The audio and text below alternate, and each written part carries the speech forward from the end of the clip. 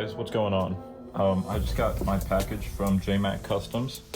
If you guys had watched my video covering Carolina Clash match, this is actually the prize that I picked off the prize table for coming in 10th place at the event. It was my first shooting event, so if you haven't watched that video, go check that out. And then in this video, we're actually going to be taking an unboxing look at this muzzle device from Jmac Customs, and we're going to be giving it an install. I don't know if we're going to be able to show that on YouTube because of their policy, so if not, check us out on Rumble. But for everything else, we're just going to install it, and then I'm going to do a little shooting video at the range, probably just at an indoor range so I can get this video uploaded much quicker because the outdoor range is pretty far from my house. So yeah, let's go ahead and get this unboxing started.